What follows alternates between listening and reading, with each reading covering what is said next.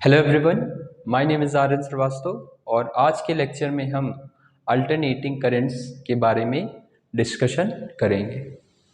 तो alternating current सबसे पहले देखते हैं कि जनरेट कैसे होता है।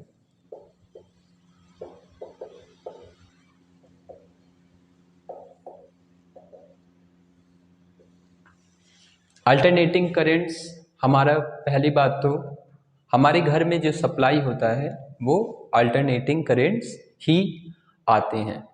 अल्टरनेटिंग करंट्स का मतलब ही होता है कि करंट टाइम के साथ चेंज हो रहा है। तो सपोज हमने घर में जनरेटर यूज़ किया है, हमारे घर में लाइट जा चुकी है और हमने जनरेटर का यूज़ किया है। तो जनरेटर कैसे काम करता है उसको देखेंगे, उसके बाद हम इस पे डिस्कशन चालू करेंगे।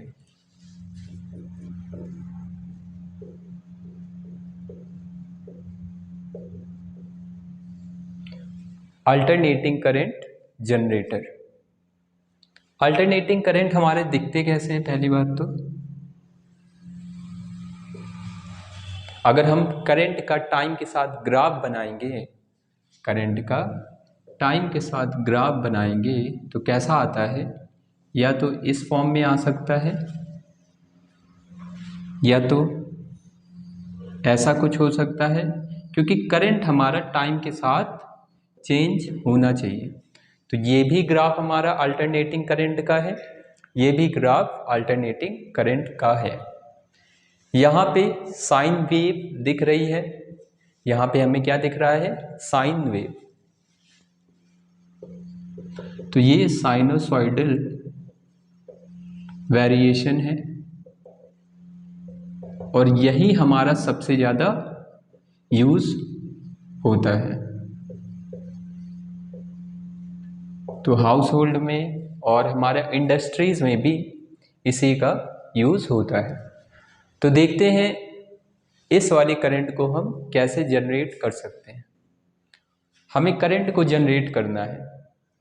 तो अब हमने जब ईएमआई पढ़ा था तो हमने देखा था कि अगर हम किसी लूप के थ्रू फ्लक्स को चेंज कर देंगे तो ईएमएफ हमारा कितना इंड्यूस हो जाएगा? Minus d phi by d t. ये हमारा क्या है? ईएमएफ। तो अगर हम किसी लूप में ईएमएफ इंड्यूस कर दें तो करंट अपने आप फ्लो करने लगेगा। तो देखते हैं। तो हमने लिए दो मैग्नेट्स,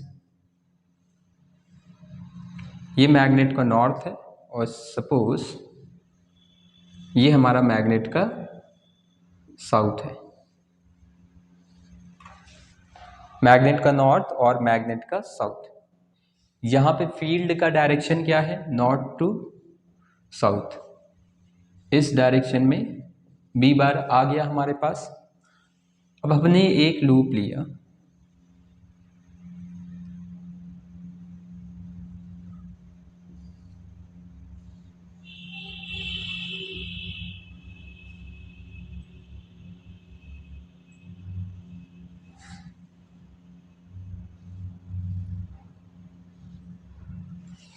ये हमने लिया लूप।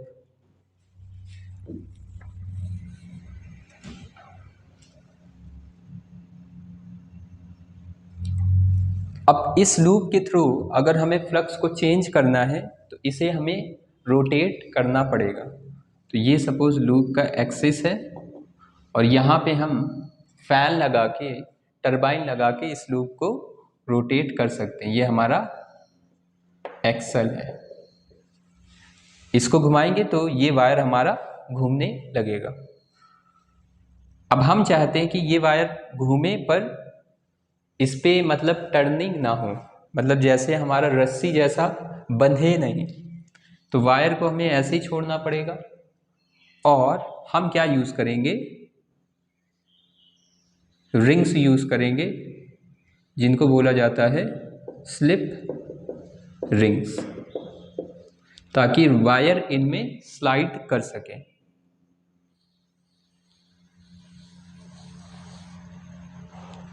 ये भी हमारा स्लिप रिंग है और इन स्लिप रिंग को कनेक्ट कर देंगे हमारा जिधर भी हमें सप्लाई चाहिए। यहाँ पे हमने लोड लगा दिया है, जहाँ क्योंकि हमें यहाँ पे सप्लाई चाहिए था तो लोड लगा दिया है। अब देखते हैं कि इस लूप को अगर रोटेट करेंगे, ये सपोज हमारा लूप है, इसको साइड व्यू देख सकते हैं। इस डायरेक्शन में मैग्नेटिक फील्ड था बी बार, इस मैग्नेटिक फील्ड के रिस्पेक्ट में हमने रोटेट किया थीटा एंगल, तो लूप का ओरिएंटेशन चेंज हो गया है।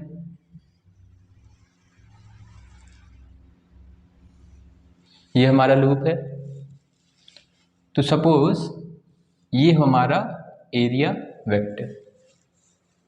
अब ये वाला लूप बी के साथ थीटा एंगल बना रहा है, सपोज उस थीटा को हम इधर ना लेके इस तरफ ले लें, तो लूप के साथ कितना बना रहा है 90 माइनस थीटा, एरिया के साथ बना रहा है थीटा एम। और जैसे जैसे रोटेट होगा वैसे वैसे थीटा हमारा चेंज होगा, तो हम क्या लिख सकते हैं, theta equal to omega t, theta equal to omega t. हमारा ओमेगा कैसा है, एक्सेलरेशन नहीं है, कांस्टेंट है, इसलिए थीटा हमारा क्या हो गया है ओमेगा टी। फ्लक्स कितना आ जाएगा, phi equal to B dot A या फिर B A cos theta, B A cos omega t. ये आ गया फ्लक्स हमारे पास, फ्लक्स आ चुका है। अब हमारा d phi by d t अगर फाइंड करें कितना आ जाएगा, बी ए ओमेगा कॉस का differentiation minus sine omega t, omega t का डिफ्रेंशिएशन क्या आएगा ओमेगा, इसलिए B A omega sine omega t with negative sign. तो यहाँ पे ईएमएफ हमारा कितना आ गया minus d phi by d t. इसको सॉल्व करेंगे माइनस माइनस हो जाएगा plus B A omega sine omega t. ये आ गया हमारा वोल्टेज का वेरिएशन विथ टाइम। तो वोल्टेज हमारा साइन के साथ वेरी कर रहा है, साइनसॉइडली वेरी कर रहा है। तो अगर वोल्टेज वेरी कर रहा है तो करंट भी वेरी करेगा टाइम के साथ साथ, और उसी करंट को हम बोलेंगे अल्टरनेटिंग करंट। इसे नोट कर सकते हैं। अब करंट का फॉर्मूला क्या लगाएंगे, हमें पता है V equal to I R. ये हमारा क्या किया है, as E M F E is varying with time, so current in loop also varies with time। तो यहाँ पे देखते हैं करंट कितना आ जाएगा, I equal to E by R, V by R या E बाई आर लिखो। V हमारा E के बराबर है, R हमारा क्या है रेजिस्टेंस ऑफ द लूप या फिर वायर। तो करंट आ गया E बाई आर अगर करेंगे तो B A omega upon R sine omega t. ये आ गया हमारे पास। अगर ध्यान से देखें तो अगर साइन की वैल्यू मैक्सिमम होगी at sine omega t equal to 1, I is maximum, current हमारा क्या आएगा मैक्सिमम, और उसकी वैल्यू क्या आ जाएगी I max equal to I naught से डिनोट कर रहे हैं, ये तो वैल्यू 1 हो गई है, क्या बचा B A omega upon R, इसको नोट कर सकते हैं।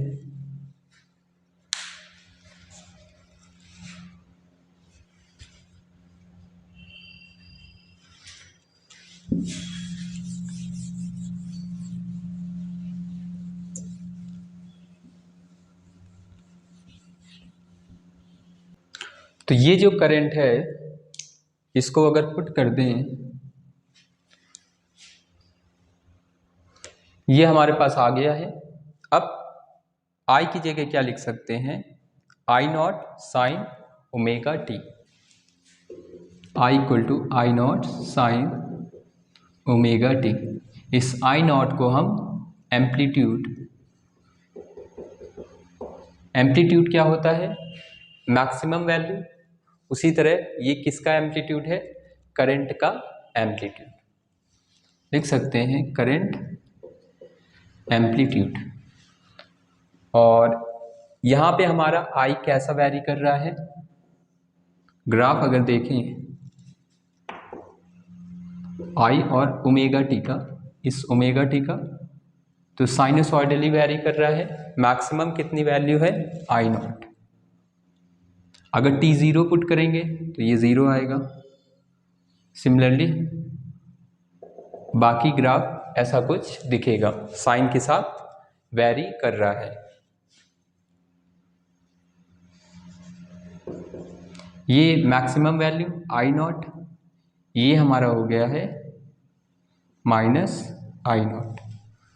तो हमें इसी साइनसॉइडल करंट को स्टडी करना है, क्योंकि हमारे जो घर में सप्लाई होता है ऐसा ही कुछ करंट सप्लाई होता है, या तो कॉस के साथ वेरिएशन होगा या फिर साइन के साथ। इसको नोट कर सकते हैं।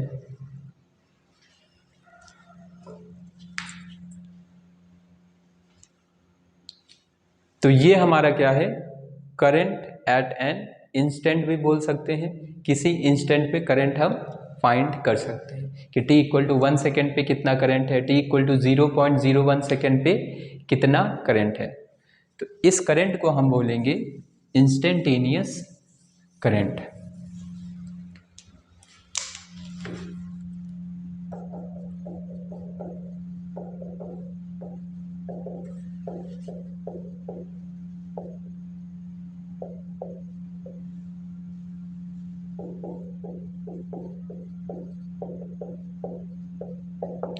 यही हमारा है इंस्टेंटेनियस करंट। अब हमें क्या स्टडी करना है,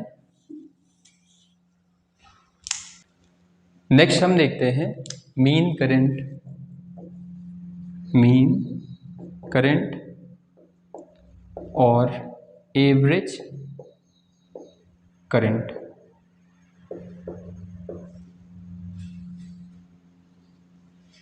मीन करंट, अब करंट हमारा हर एक टाइम पर चेंज हो रहा है, तो हमें सपोज मीन निकालना है, यहाँ से यहाँ तक का निकाल सकते हैं हम।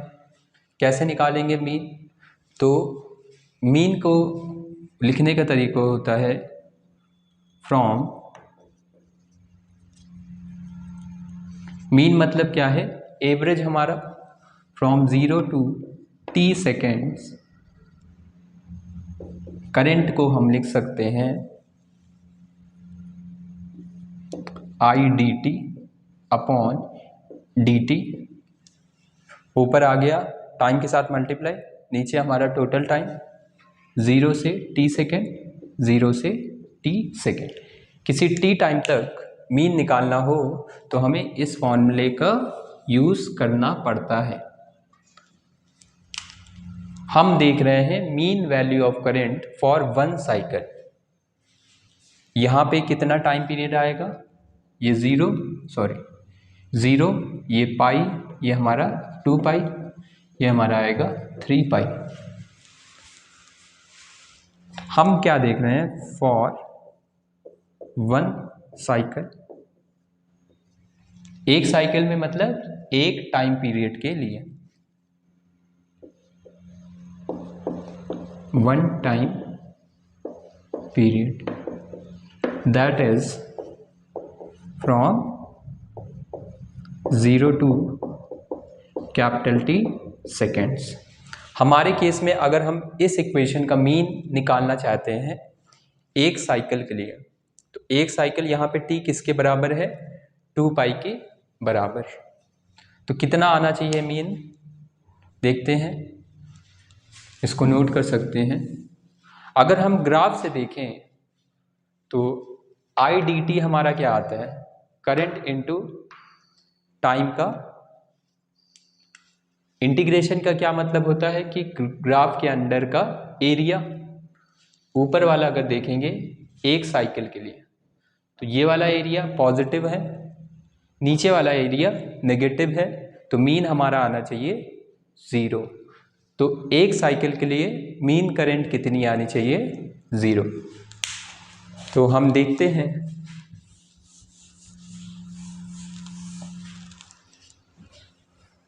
From 0 to T second, let I equal to I naught sine omega T, mean value of current for 1 cycle और 0 2 पाई बाई ओमेगा। क्यों पुट किया हमने, क्योंकि ओमेगा टी होता है हमारे पास थीटा, तो हमने एक साइकिल के लिए, एक साइकिल में थीटा हो गया 2 पाई, तो टी आ गया 2 पाई बाई ओमेगा। अब आगे सॉल्व करते हैं और देखते हैं।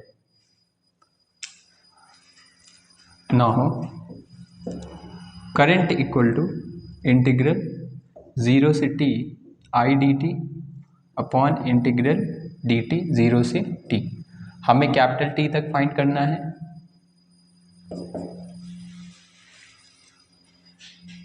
तो I इक्वल टू 0 से T करंट है हमारे पास I naught sine omega T d t upon, नीचे हमारा क्या आ जाएगा, डी टी का इंटीग्रेशन T आएगा, लिमिट है तो सिंपली कैपिटल T लिख सकते हैं, इसको नोट कर सकते हैं।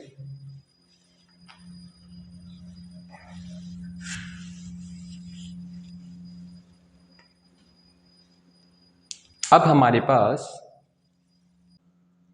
I equal to I naught constant है, बाहर आ जाएगा, साइन ओमेगा टू T का integration minus cos omega t upon, अंदर ओमेगा टी था इसलिए नीचे ओमेगा भी आएगा 0 से T के लिए। तो आई नॉट बाई ओमेगा और माइनस भी बाहर आ गया है, कॉस ओमेगा टी 0 से T का वैल्यू क्या था, 2 पाई बाई ओमेगा। ये था हमारे पास।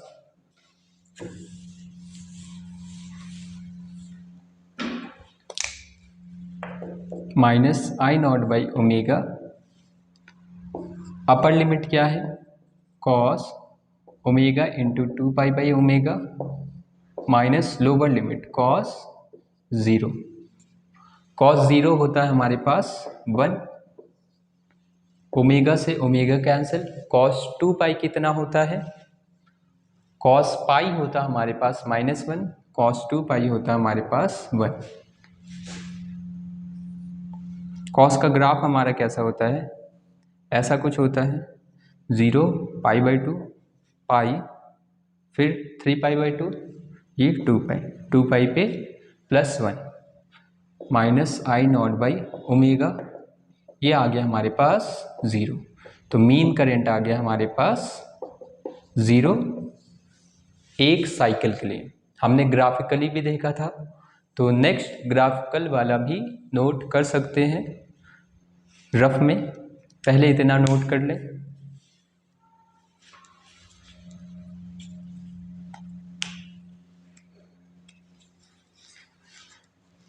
ग्राफिकल भी देख लेते हैं।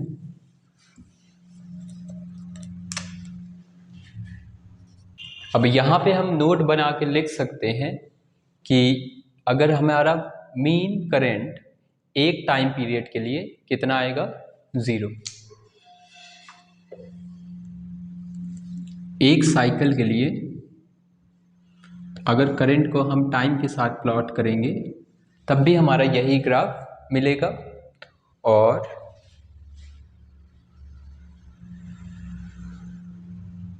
एक टाइम पीरियड t के लिए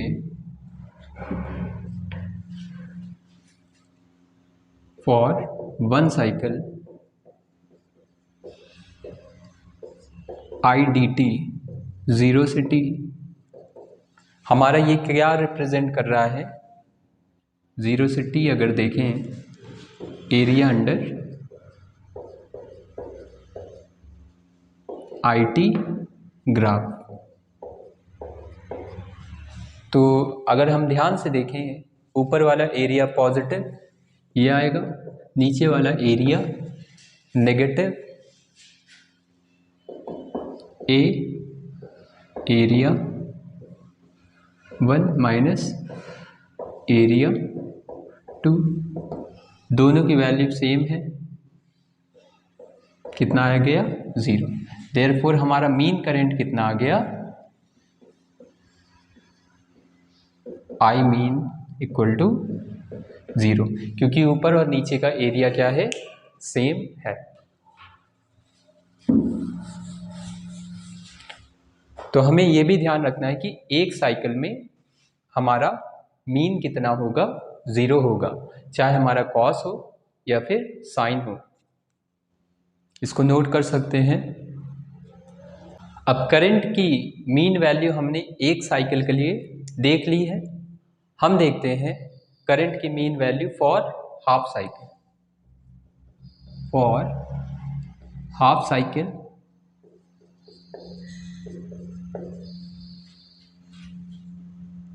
मीन वैल्यू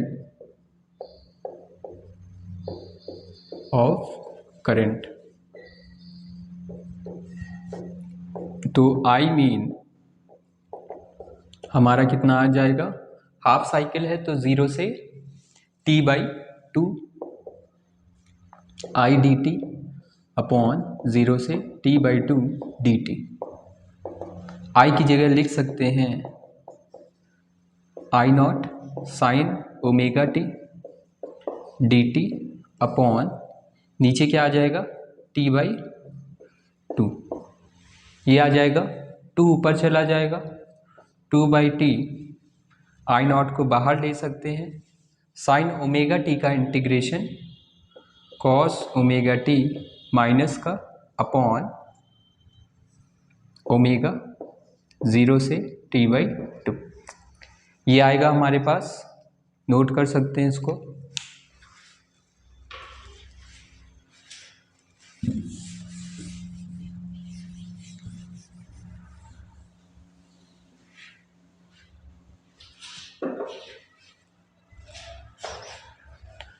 t/2 की वैल्यू क्या होगी, हमारा करंट कैसा वैरी कर रहा है, साइन के साथ, तो हमारा ग्राफ ऐसा कुछ आएगा,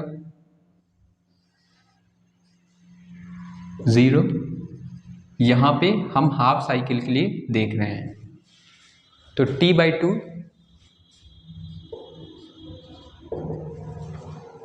हमारा आएगा, यहाँ पे वैल्यू होती है थीटा की पाई, तो theta equal to omega t/2 equal to pi,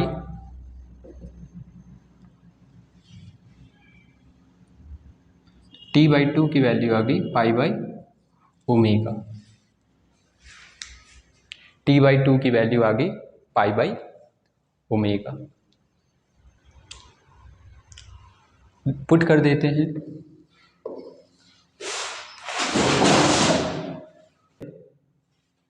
therefore I mean 2/t I not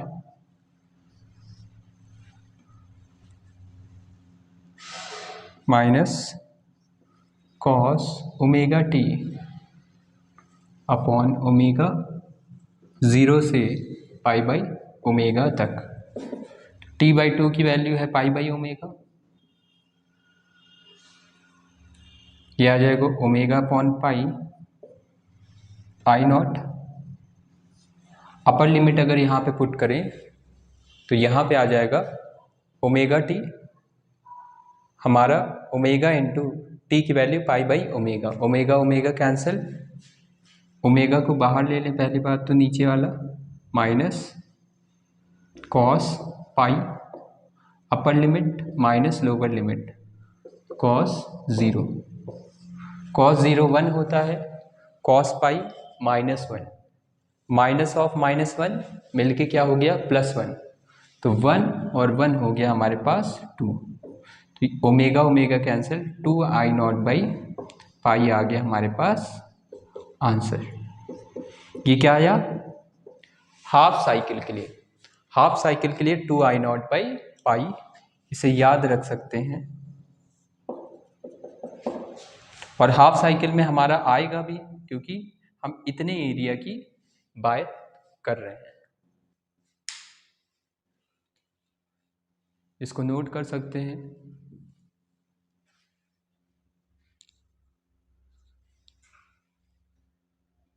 next हम देखेंगे आरएमएस करंट क्या होता है।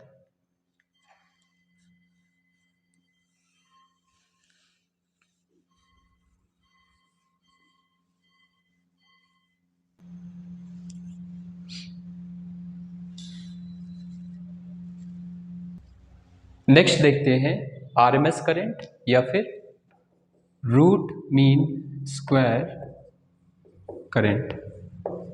आरएमएस का फुल फॉर्म क्या है, रूट मीन स्क्वायर।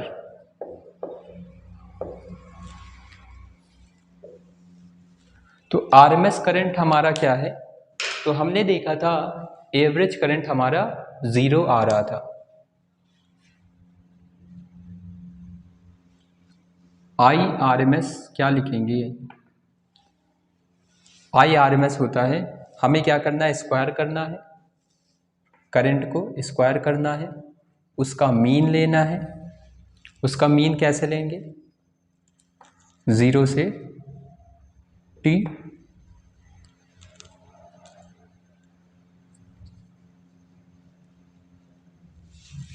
या फिर सिंपली लिख सकते हैं, बाद में हम इस करंट की जगह मीन वाला करंट पुट कर देंगे, पूरी वैल्यू पुट कर सकते हैं। स्क्वायर कर रहा है, मीन लिया और फिर रूट लगा दिया, ये आ गया हमारा आरएमएस वैल्यू ऑफ करंट। तो IRMS हो गया हमारे पास I स्क्वायर मीन, तो मीन हमारा क्या था, 0 से t I dt, ये था हमारे पास। इसका हमें क्या करना है, स्क्वायर करना है, तो I स्क्वायर dt अपॉन 0 से t dt, और इसका पूरे में रूट लग जाएगा, इसको नोट कर सकते हैं। मीन हमारा क्या था, I dt, स्क्वायर लगा है तो स्क्वायर आ जाएगा, स्क्वायर I स्क्वायर dt, 0 से हम अगर t टाइम के लिए देख रहे हैं,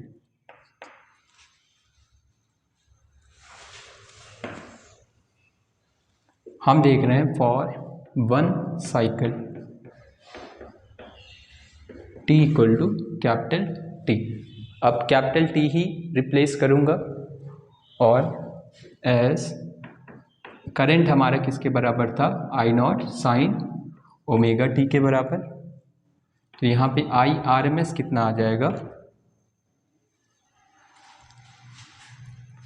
पहले हम क्या करते हैं, I स्क्वायर dt फाइंड कर लेते हैं, 0 से capital T I square dt, ये कितना आ जाएगा, यहाँ पे करंट अगर स्क्वायर करेंगे, I0 square sine square omega t dt, 0 से capital T, I0 square constant है, बाहर आ गया, साइन स्क्वायर ओमेगा t का इंटीग्रेशन, अब हमें इसे ब्रेक करना पड़ेगा 1 minus cos 2 omega t upon 2 के फॉर्म में, क्योंकि हमें स्क्वायर का डिफरेंशिएशन ऐसे फाइंड नहीं कर सकते हैं, हमें कॉस का डिफरेंशिएशन पता है, इसलिए हमने ब्रेक किया है। इसको नोट कर सकते हैं। अभी हम सिर्फ इतनी वैल्यू निकाल रहे हैं, नीचे वाली वैल्यू फाइंड कर लेंगे, फिर हम रूट ले लेंगे।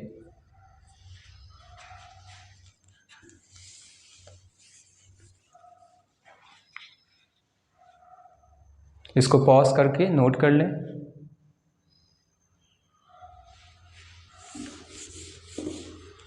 देखते हैं, तो हमारा आ गया है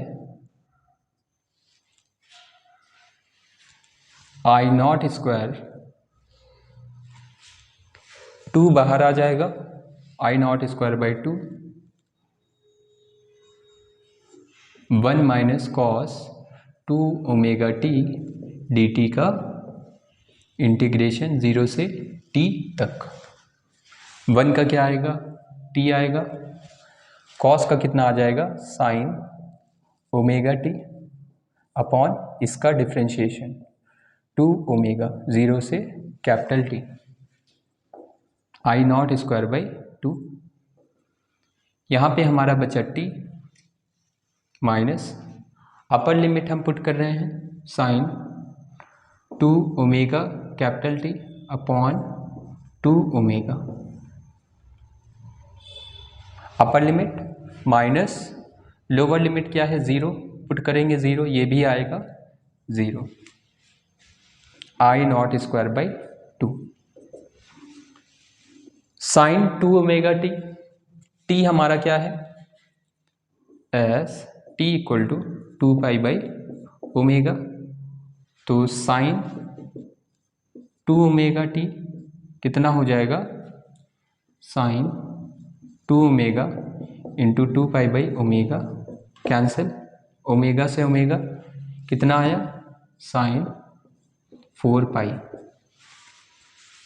साइन 2 पाई कितना होता है, एक साइकिल के लिए कितना होता है, ये हमारा पाई, ये हमारा 2 पाई, तो 4 पाई भी इधर ही आएगा, तो साइन 4 पाई हो गया 0।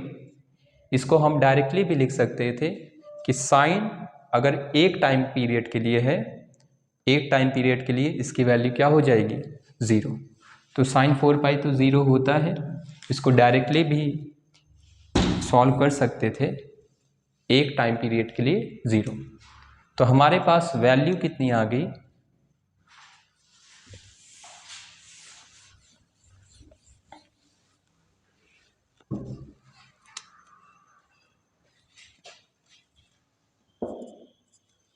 आई नॉट स्क्वायर बाई 2, ये वाली वैल्यू भी 0 हो गई है, t माइनस 0, तो हमारे पास आई स्क्वायर डी टी 0 से कैपिटल T तक कितना आ गया, आई नॉट स्क्वायर बाई 2 और ये कैपिटल T।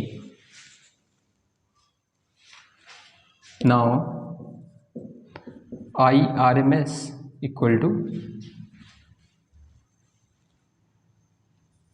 आई स्क्वायर डी टी 0 से t अपॉन 0 से t डी टी, इसका रूट, ये वाली वैल्यू आ गई थी हमारे पास, रूट ऑफ, इसकी जगह क्या लिख सकते हैं, I naught square by 2 into t upon, यहाँ पे क्या आएगा, डी टी का 0 से t तक की लिमिट लगी हुई है, तो कैपिटल T, T से T cancel, I R M S आ गया हमारे पास आई नॉट बाई रूट 2, ये वैल्यू हमें याद रखनी है। आई आर एम एस, अभी इसका देखेंगे फिजिकल सिग्निफिकेंस क्या होता है। आई आर एम एस आ गया है आई नॉट बाई रूट 2, इसको नोट कर सकते हैं।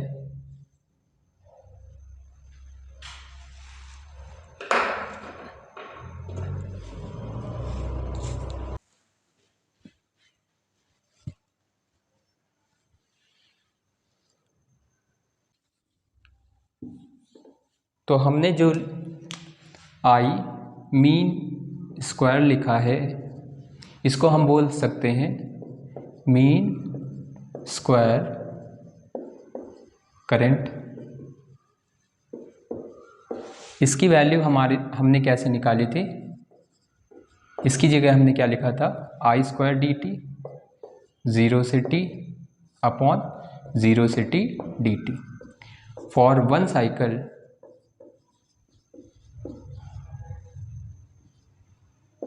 एक साइकिल के लिए इसकी वैल्यू आई थी I naught square by 2, t और t कैंसिल हो जाएगा, I mean square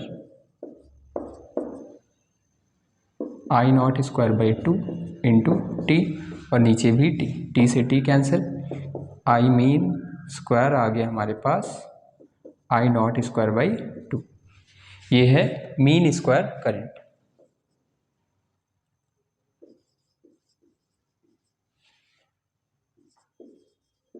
mean square current. तो हमने मीन स्क्वायर करंट और आरएमएस करंट देख लिया है, और उसी तरह हम वोल्टेज भी फाइंड कर सकते हैं, मीन स्क्वायर वोल्टेज और RMS voltage. Mean square voltage हमारा कितना आएगा, V mean square equal to V naught square by 2। तो वी नॉट स्क्वायर बाई 2 हमारा क्या है, मीन स्क्वायर वोल्टेज। उसी तरह आरएमएस वोल्टेज ये कितना आ जाएगा, V naught by root 2, V naught by root 2। तो हमने देखा था जब हमने एसी जनरेटर पढ़ा था उसमें हमारा ईएमएफ का इक्वेशन पता था हमें, तो सेम कॉन्सेप्ट जो हमने करंट में अप्लाई किया है, आई हमारा वी से रिप्लेस हो जाएगा और सेम वैल्यूज हमें मिलेंगी। फॉर हाफ साइकिल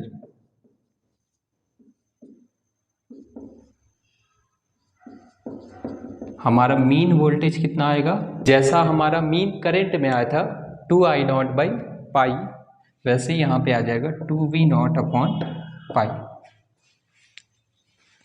करंट में क्या था, 2 आई नॉट बाई पाई। तो इसको नोट कर सकते हैं क्योंकि इस पे बेस्ड हमारे बुकलेट में क्वेश्चंस होते हैं, उसको हमें इनकी ज़रूरत पड़ती है। अब हम नेक्स्ट देखेंगे कि इनका यूज़ क्या है।